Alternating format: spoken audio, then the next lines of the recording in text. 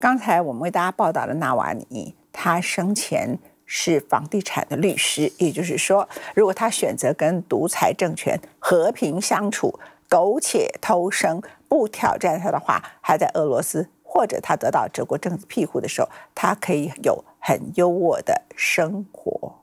但是他选择忠于他的良心。而在苏联时期有沙卡洛夫，当时沙卡洛夫对于苏联的崩解之后的俄罗斯民主，他说了一句话，他说这个时刻不管是 Glasnost 还是后来的苏联崩解，他认为意义是很小的，因为所有的反对派都被杀光了。而后来在一起的反对派，这位47岁的纳瓦尼还是被杀了。而就在这个时刻，美国本来是为了预算，因此呢，在预算里头做了一个报告。这个报告呢，震惊了美国的国会。这个报告里头显示出来，俄罗斯可能成功的发展人类第一个进入太空的航太核武器。这个太空的核武器呢，将是人类第一颗在太空里头可以使用的核武器，它可以攻击任何一个地方。美国再度的陷入国安的恐慌。We're concerned the Soviets might be trying to introduce a new weapon. 冷战时期，美苏太空武器竞赛向来是好莱坞大片最受欢迎的情节。如今，科幻剧情成为现实。Space may soon become the next battlefield, and concerns about that new type of warfare is on the rise. Tonight, the White House confirmed that it's monitoring Russia's development of what it called a troubling anti-satellite capability. Sources telling ABC News that the U.S. believes Russia is working on plans to position a nuclear weapon in space, a blatant violation of multiple international agreements.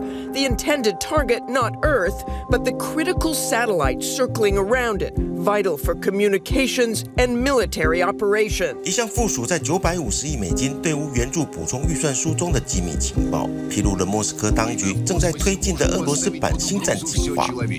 但这并非新的战略概念。What if free people could live secure in the knowledge that their security did not rest upon the threat of instant U.S. retaliation to deter a Soviet attack, that we could intercept and destroy strategic ballistic missiles before they reached our own soil or that of our allies? President Reagan today followed up last night's defense policy speech. He gave the go-ahead to develop a space-age system designed to neutralize an enemy nuclear missile attack. Reagan's Strategic Defense Initiative, SDI, nicknamed Star Wars after the movie, envisaged satellite and ground-based weapons that could destroy Soviet missiles with darts and laser beams. 雷根提出星战计划后，10年间砸了300亿美金，虽然没搞出什么名堂来，却让加入这场太空军备竞赛的苏联不堪负荷，在1991年解体。而俄罗斯重拾的星战计划已不是当年飞弹防御的概念。These are pictures of Russia's defense minister visiting a company producing electronic warfare systems designed for space. The Russians haven't launched any nuclear-powered satellites since the late 1980s, early 1990s.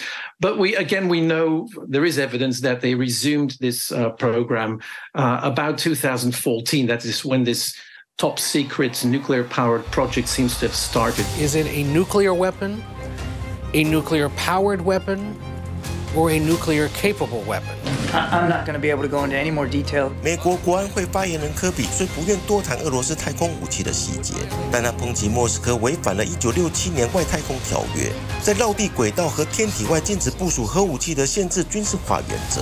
这表明俄罗斯的太空武器具有一定的核能力，只是这与一般认知的太空核武或在外太空进行核爆无差别的摧毁所有卫星不同。In orbit now, the number used for communication stands at over 4,500. They include Elon Musk's Starlink network.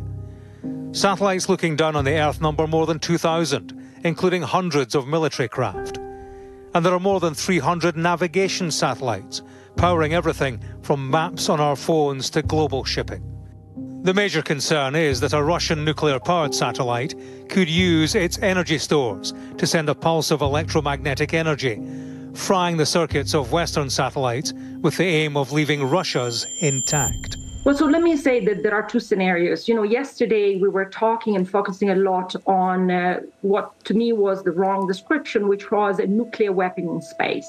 A nuclear weapon in space does very little. First of all, it's a major violation of the Outer Space Treaty, but also the Russians don't need nuclear weapons to destroy American satellites, and American satellites are fundamental for American citizens' lifestyle. If you think about the GPS, if you think about your communication platforms, your systems, everything rely today on satellites. And so being able to degrade or destroy satellites has both military and civilian implications, especially for American society and American defense.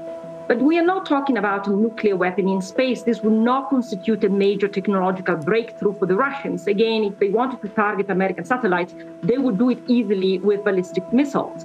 I think what we are talking about here is actually probably a little bit more disturbing, which is a nuclear-powered anti-satellite jammer system. It doesn't mean that this system will carry nuclear weapons, but it means it will be powered by nuclear fission.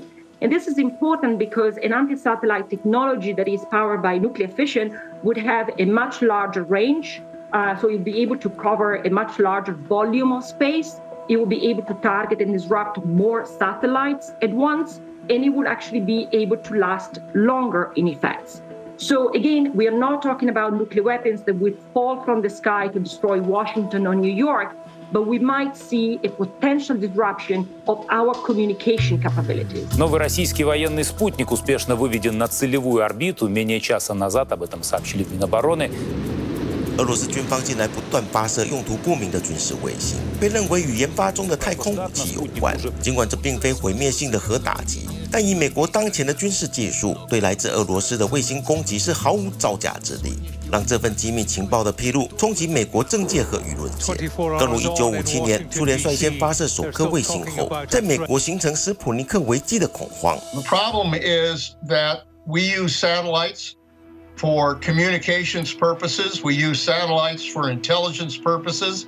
We use satellites for GPS purposes and other information purposes as well that relate to our national security. If Russia could blind our ability to be able to gather that kind of information, make no mistake about it, that would be an act of war. 而率先披露这项情报的美国众院情报委员会主席特纳成了众矢之的。Congressman, what do you make of the firestorm that you've set off today? Can you explain why you made this decision? 特纳违反保密义务，将俄罗斯发展太空武器的机密情报向全院众议员通报。Moscow's military ambitions coming to light after the Republican head of the House Intelligence Committee, Mike Turner, sent shockwaves through Washington by cryptically urging the Biden administration to declassify intelligence about what he described only as a serious national security threat. The White House caught off guard. I am a bit surprised that Congressman Turner came out publicly today. 白宫原本将这份机密情报夹带在原物预算书里，以此阐明俄罗斯对美国的威胁，企图以此说服众议员通过原物资金。没想到共和党在众院里少数支持这项预算法案的特纳，比白宫当局还要着急，弄巧成拙了，形成国安恐慌，还得白宫出面澄清。We are not talking about a weapon that can be used to attack human beings or cause physical destruction here on Earth. First, this is not an active capability that's been deployed.